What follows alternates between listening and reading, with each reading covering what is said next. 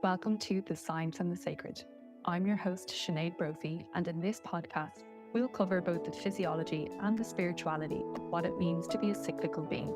I'd love to invite you, my health-conscious and spiritually curious friend, to dive deep with me as we embrace the power of cyclical self-care to nourish our minds, bodies, and souls.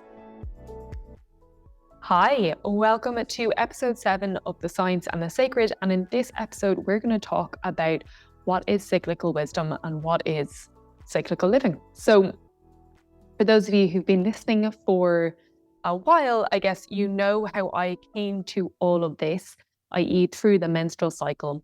And I talk a lot about cyclical living, and we can bring that out to a wider lens of cyclical wisdom in a way that is understood at a more intellectual level, and then on an embodied and lived level is the idea of cyclical living. And what both these concepts means is basically looking at the cycles that are both within us and all around us, and the wisdom that is contained within them. So when we look at things like our menstrual cycles, when we look at things like our life cycle and the different stages of life that we move through, the different archetypes and the energies that they represent, the moon cycle, the seasons of the years, all of these cycles are actually creative cycles. And all of these cycles are actually an embodiment of different energies. So, you might have heard of the terms of masculine and the feminine, and these are obviously, the masculine and the feminine with capital M's and F's. And it's basically a way to just categorize two different energies that are archetypical within our life. It's nothing to do with male or female, and all genders have a makeup and a mix of these two different energies. Obviously, within these energies, there's a lot more nuance, and I'll talk a little bit about that. But from kind of a macro level, when we look at these cycles and the idea of cyclical living, it's really looking at cycles as a framework and a tool to allow this ebb and flow between the masculine and the feminine, and allow this kind of course correction in our lives so that we're not swinging wildly from one all the way to the other, which I don't know about you, but I definitely do a lot in my life. So before we delve into the different cycles and how this sort of energy shows up, I'll just talk a little bit about the idea of the idea of masculine and feminine energies. So both of these have a positive and a negative side, or, a healthy and an unhealthy, or whatever way you want to term it. But essentially, we need both of these energies. The feminine is a very sort of, nurturing, intuitive, it's slightly chaotic, it's creative, it's collaborative, it's, community-based. The masculine is very sort of directed, it's quite strong-willed, it's a real concept of doing, whereas maybe the feminine is more about being. The feminine's, that more about knowing, where the masculine is more about kind of the researching, the understanding, it's the analytical side.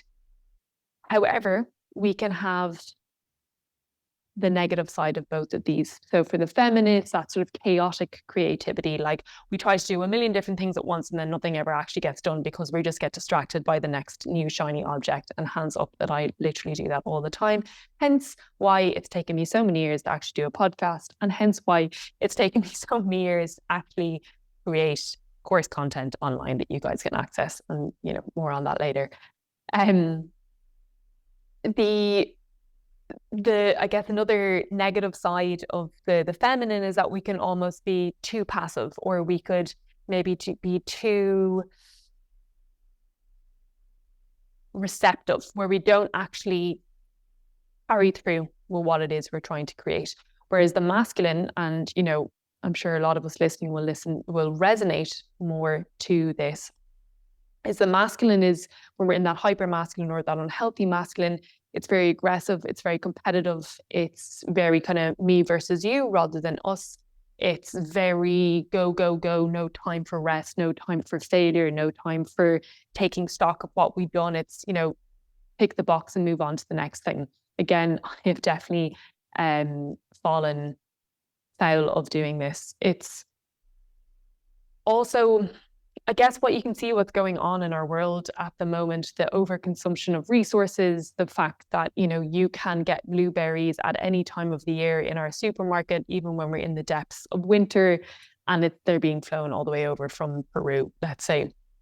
It's the idea that we can just mass produce and consume all of the resources in the world, that we can all work, and that everything is about the bottom line.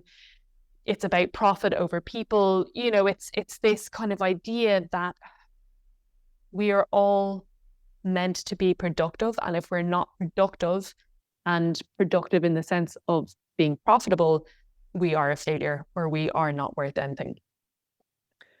How that might actually show up in our lives is that we get burnt out, that we're overtraining the whole time and we don't actually focus on rest and recovery, that we're constantly doing but not actually maybe achieving kind of that more creative space for actually taking a step back and wondering what it is we want to create.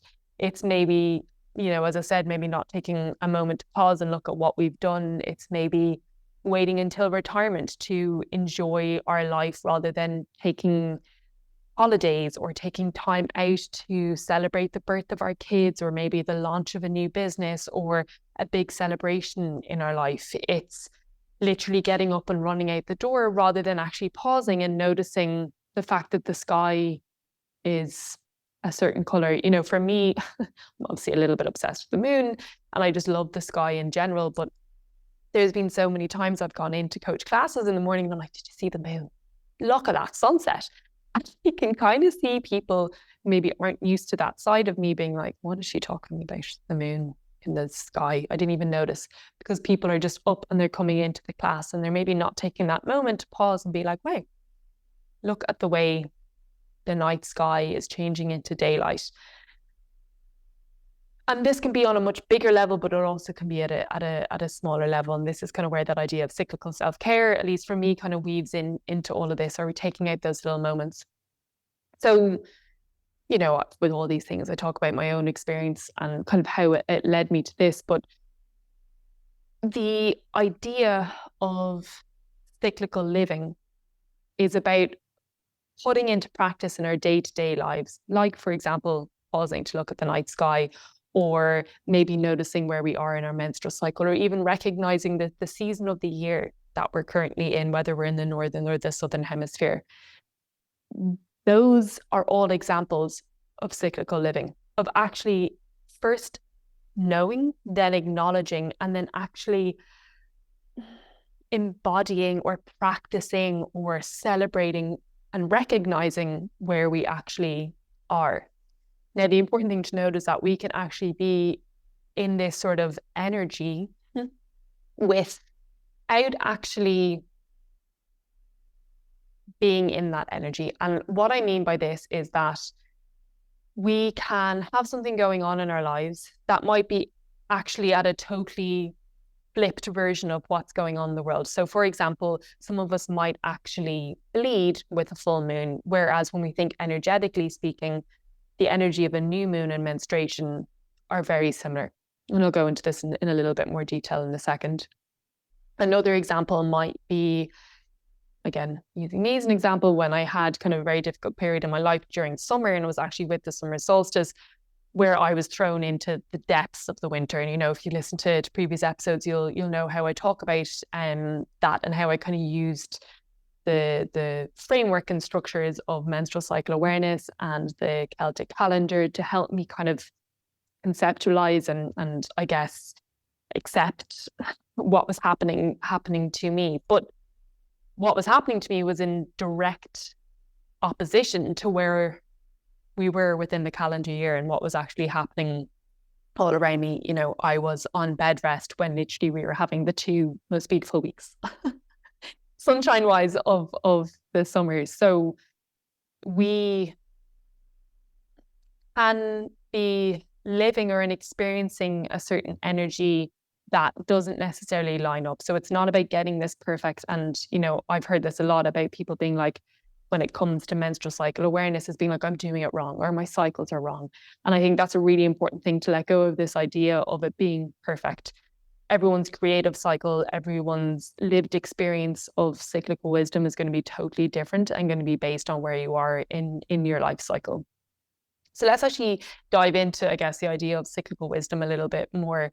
And in the next episode, I will have Mary Kennedy up, and she will be talking all about the Celtic wheel, and very much talking about how the masculine, the feminine, how we can use the Celtic wheel and the knowledge or the wisdom of these kind of energies, and how maybe they show up in the Northern Hemisphere and seasons of the year to find balance in our lives, and to, she talks a lot about leading from the feminine. I'll be definitely speaking to her about that, but really just kind of having a tool of self-discovery and connection with the rhythms that are all around us. So, I listed out some of the examples of where we can see cycles in the world, but the beautiful thing for me is that when you actually look at all of these, or look at the teachings or the schools of thought that are out there, they actually line up so beautifully. So if we're thinking about the menstrual cycle, when we think about the different phases, we've obviously got menstruation, and then opposite that, we've got ovulation. But in between that, we've got kind of the start of the follicular phase, and then we've also got, or sorry, I should say the middle of the follicular phase, and then we also have the middle of the luteal phase. When you're coming at it from a menstrual cycle awareness point of view, which is very much embodying the masculine and feminine, and the Red School talk about the via positiva, which is this kind of masculine doing, creation, coming forth, and they talk about the via negativa, which is this receiving, this more intuitive, this more sort of feminine energy.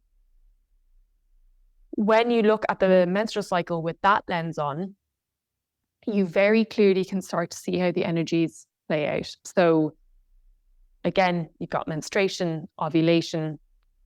They classify those phases as seasons, so the inner seasons. So menstruation is inner winter, the follicular phase is inner spring, ovulation is inner summer, and then we've got the luteal phase, which is the inner autumn. Within that, then, you have the crossover days, and that's where we move between these different seasons.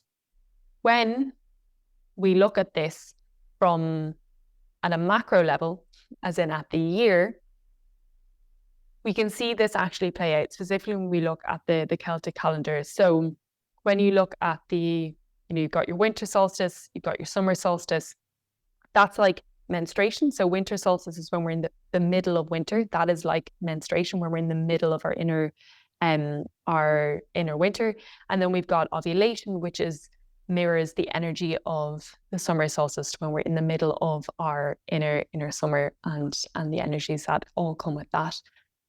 We also then have the spring equinox and the autumn equinox, and again that kind of mirrors the idea of inner spring and the inner autumn. What they all have is the cross calendar festivals, and that's Imbolc,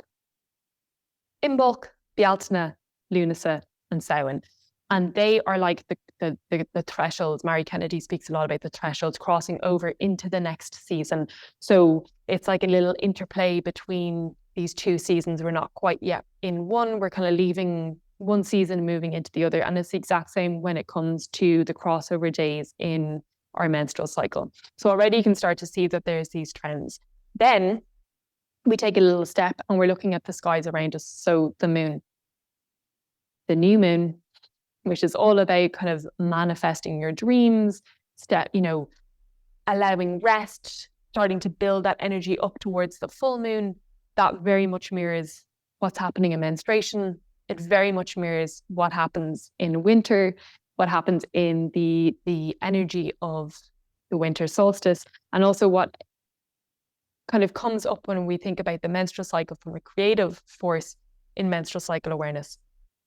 So we've got the new moon, and then opposite that, we've got the full moon, which again mirrors all of that beautiful energy that we see going on in ovulation, the summer solstice, and then the inner summer within the menstrual cycle awareness teaching.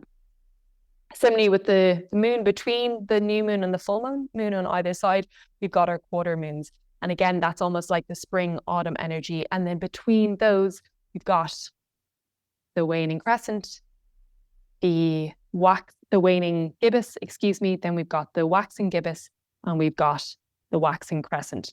So again, the energies of those moons, those like in-between moons, very much mirrors the in-between energies that we see, that kind of threshold energy that we see in the crossover days and also the cross calendar festivals. You can see how all of this is starting to be mirrored. And you can also look at all of this, that creative cycle is very much mirrored in our lives and in our life cycles. So, you're moving from this idea of being in the womb, this kind of void, this something is being created, but it's not yet birthed. That's like the winter. Then we're moving into spring, which is like the early years of our lives. It's the maiden archetype. It's that kind of new budding life that we're coming forward. And then we move into ovulation. Not ovulation, we're moving into the kind of the peak mother years, whether, you actually become a mother or not. It's that idea of stepping out. It's also the idea of the inner queen, that inner empress. And, it's very much that whole idea, just like the new moon, or the full moon, I should say, is kind of illuminated and it's there and it's all its beauty and it's shining its light down on everyone. And just the way a lot of us might feel, now not all of us, but a lot of us might feel that peak ovulation energy where we're feeling sexy, we're feeling hot, we're on the lookout for, a potential partner because biologically speaking, we're trying to reproduce. That's very much that kind of energy of that phase of our life when we've kind of gone through the awkward growing up of the teenage years into the kind of early adult years. And now we're kind of in our sovereignty, we're in our feminine energy. And then we're starting to move towards, that kind of wild woman, the idea of the archetype of the enchantress.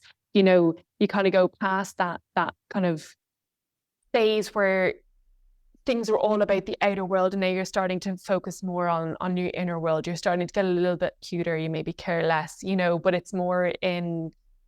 I'm trying to think of someone that you might think about, because I always think about Beyonce as the kind of ovulation, the full moon, that kind of inner queen energy. But the enchantress, the wild woman, is, I guess, almost like Vivienne Westwood. That's kind of someone who's coming to mind, where she's just got that kind of like punk energy. She's doing her own thing, like to hell with what other people think, that kind of rebellious, creatrix sort of energy. And then we move back once more to winter, to menstruation. And that's where the kind of wise woman, the crone, the idea of moving into that later stage of our life, and of course then later into death.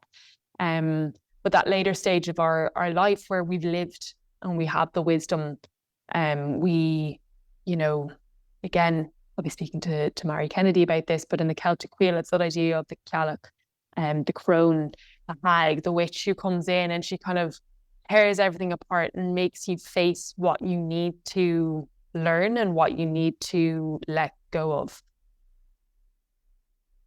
So, we all know those fables, we all know those stories, those personalities that we might link to each of those different phases of our cycles, that are both within us, if you are someone who has a menstrual cycle, that are outside of us. If you're in any way following the moon phases, which has definitely become more popular with things like, moon stocks on the beach and kind of new moon circles. And then I do think that there's a movement back towards living more in sync with the seasons, eating more seasonal food, being more aware of how we feel across the different seasons. Like in summer, we want to get out and sunbathe and do all the outdoor activities.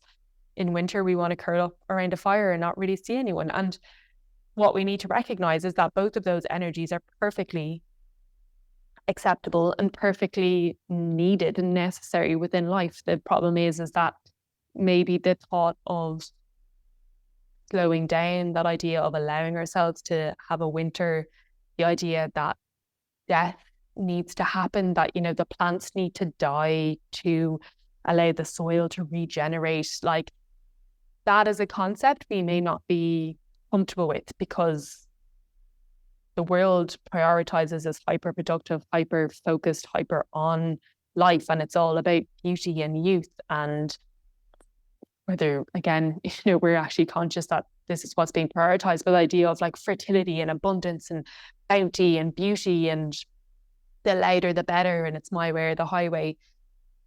And all of us will have a little bit more or less of these different energies, and we might go through phases of our life where we're living in more of a, I guess, a masculine or a summery energy, or we might be living in more of a feminine and wintry energy. And recognizing, I guess, that all of this phases of, or the different phases of the cycle is really important. And that actually we can't always be living in an always on linear way of living, because then there's no time to regenerate. And a really, really good example of this, because again, I firmly believe that it's all the same thing, you know, whether you're talking about the energy of masculine, feminine, or you're talking about your rest and digest versus your kind of fight or flight central nervous system, it's the same thing. It's just a different language, it's a different way of connecting with it, whether it's on an energetic or a physiological or intellectual level. But a really good example that I always think about is of the overtraining. So for any of my sports people out there, for any of my gym bunnies, when we train, training is a stress in our body. We do something, we have a little bit of exposure to a stress that puts us into an alarm phase where we kind of dip from a kind of fitness point of view. So we're here, we stress our body, we dip below. We then allow adequate recovery. So we're looking at like sleep, we're looking at nutrition, we're maybe like, you know, not doing the same whole session again the next day and trying to lift more. You know, we're training smartly. We allow those muscles that we've just trained, or that aerobic system that we've just trained, to recover. So then we super compensate. And then it's this, when we super compensate, we train again, we have a little bit of a dip, and boom. We train, we recover, we have a little bit of a dip, we allow sufficient recovery, and then boom, we super compensate. And this is that upward curve. What happens a lot of the time is that people don't actually recover properly. Maybe their sleep is really bad. Maybe their stress is really, really high. Maybe they just don't understand that you shouldn't be doing the same level of intensity every single day, doing the same exercises, same training stimulus every single day without a break. And what happens then is the body gets stressed and stressed and stressed, and we're filling up that stress bucket, but we're not filling up our recovery bucket. We're not letting the valve off of that stress. So then what happens is we go into exhaustion phase, where we don't actually, not only do we not super compensate and become fitter or stronger or whatever it is that we're looking for, we actually dip. We're not treading water. We're actually getting pushed back by the wave rather than surfing that wave. I'm just going to throw all the analogies out at you today. But that, when you've experienced that, or the other one that a lot of us might have experienced, is the burnout. You know, you go, you take no breaks, and then next thing you know, you're like, you know, written off for like a month because your whole system is totally crashed. That kind of post-exam crash, as well, as I always think back to after the leaving cert or whatever it might be, that, you know, you're on this like go, and then your adrenaline system just absolutely crashes. That is that idea of not having the winters, it's not having the new moons, it's not having the menstruations, to allow ourselves to dip, to allow the soil to be replenished, to be nurtured and nourished again, to then come out stronger. So it's this framework that, at least for me, once I started to dive into it, and again, I came from that very kind of physical side of things, understanding it from a training point of view, understanding it from a hormonal point of view, then understanding it from energetic, the moons, the year, you know, inner archetypes. There's all these different kind of levels that you can go at it, and someone might come from the other side or drop in through the middle. You're gonna come across this sort of concept from a totally different point. But I think once we recognize that A, it's all the same things. B, the creative cycle is actually all around us and takes many, many different forms. And C, most importantly, that there's wisdom within those cycles that we can take and use within our life to bring about what it is we want to bring about, whether that's balance, whether that's a creative project, whether that's a life that's just more in tune with the energies that are around us. It's an incredibly powerful framework that helps us move through these experiences in our lives. It is an incredibly powerful tool that allows us to slow down, that allows us to get off the treadmill of do, go, to actually stop and be like, wow, the way the light is coming in through that window is stunning. Or wow, look at everything we did there. Look at what we achieved. I'm going to take a moment and actually celebrate what I just did there. Or amazing, we just did a huge big project and work. Right, let's just take a little pause, let people replenish themselves, and then I'm going to come back at it again. I think most of us will have felt that experience of being burnt out in work, and then you go on holidays and you come back. Now, not always. Sometimes you go on the absolute rip and you come back needing an extra holiday. But for a lot of us, when we do actually give ourselves that time off, whether it's over Christmas or on another holiday that we've planned, when we come back rested and we're like, yeah, I'm ready. I'm excited to get back into training. I'm excited to get back into work because we have the energy, because we've allowed that fallow period, that winter period, that rest, that recovery, to actually then have the juice, to have the creative energy, the fizz, the vibe, whatever it might be, to put back into what it is we're doing within life, within work, within training, within manifesting.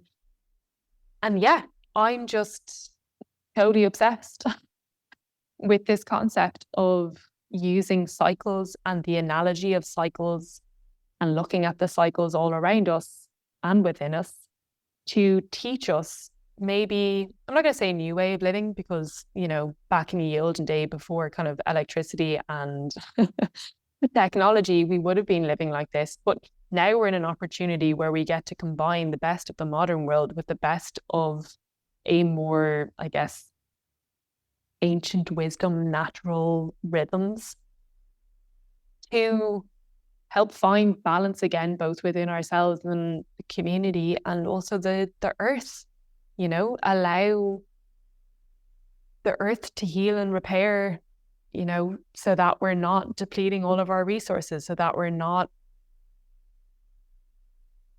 polluting the waters just to, I don't know, increase the bottom line for a company. And I think when we individually start to embody and at least become aware of these concepts, we then have a choice that allows us to,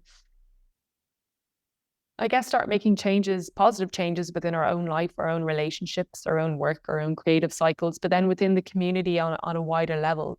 How do we expect people in our jobs or in our teams or in our families to show up? Do we allow people to rest? Do we allow people to celebrate themselves?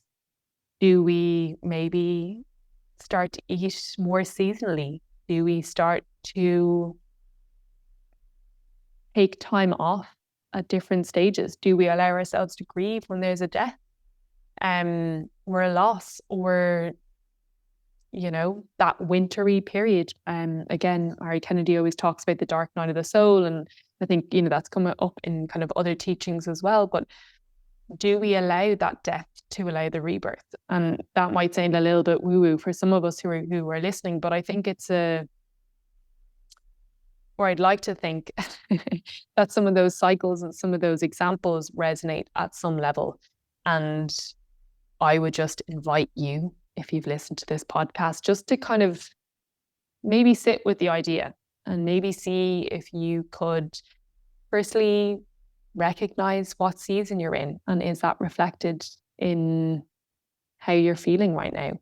You know, what phase of your menstrual cycle, if you have a menstrual cycle, are you in? Do you know what the moon is like tonight? Could you look up at the moon? Is it crescent? Is it full? Can you not see it? And then maybe where you are in your life, like what life stage are you at? What energy is in your life? Do you feel like you're living in the hyper masculine? Do you feel like you're living in the hyper feminine? Or do you feel like you've got a healthy balance between the two, and you can kind of course correct when you need to and when you want to? All of this is just food for thought. It's obviously what I love doing, and you know, my new website, if anyone's interested. There's obviously some resources that are up there, and there's the moon meditations and manifestations. There's also the mindful menstruation, which is kind of going in at a deeper level on about the idea of menstrual cycle awareness and the, you know, the different energies that we come across there. But I've also got the group program coming up, which I run twice a year. So it's called the Cycle Sanctuary, and that's, you know, you'll get access to a bundle of my mini courses, and you'll get lifetime access to the moon meditations, the mindful menstruation, but then also the sacred ceremony, which is all about creating sacred space for yourself. But then in addition to all of that, we'll actually have a group container where we'll work through this from an education point of view, but also an integration point of view, about how to recognize these cycles, take on board this idea of cyclical wisdom, or the cyclical patterns, or the creative cycle, whichever way you want to view it, and then actually integrate it and embody it into our lives, through journaling prompts, through women's circles that will be online, and, you know, through kind of self-reflection and daily practice. So yeah, all of that information will be in the show notes, just for those of you who are curious. As always, I love to hear from you. So just get in touch, drop me a message, you know, follow me on Instagram. My Instagram handle is Go With The Flow Coaching, and it's the same, gowiththeflowcoaching.com for my website. There you will have a link to get in touch with me. So if you do have any questions, or you want to drop an idea for a podcast, or you want to learn a little bit more, get a bit of guidance of where to start learning about all of this, yeah, get in touch. I'd absolutely love to hear from you. So thank you so much for listening to this. And as I mentioned, the next episode is going to be Mary Kennedy, where she will be talking about her amazing Celtic Wheel program and her own experience of living with the Celtic calendar and what that's brought to her life, and why she's bringing out this wisdom to so many other women. So yeah, stay tuned for that episode. It's coming up next. And thanks again for coming in and listening to me ramble on about all things cyclical living and cyclical wisdom. So thanks so much. Would you like to learn more about living in sync with your cycle and embodying cyclical wisdom? The Cycle Sanctuary is a transformative group program designed for women seeking a cyclical self-care practice and feminine empowerment. Over 8 weeks, we'll journey from disconnected to the divine, forming a deep connection with your feminine power through education, embodiment, and the wisdom of the cycles within us and around us. I've created this community-based container to help us reconnect with the wisdom of our natural rhythms and embrace a revolutionary new way of living. Join me November 1st as we journey through the Cycle Sanctuary winter solstice.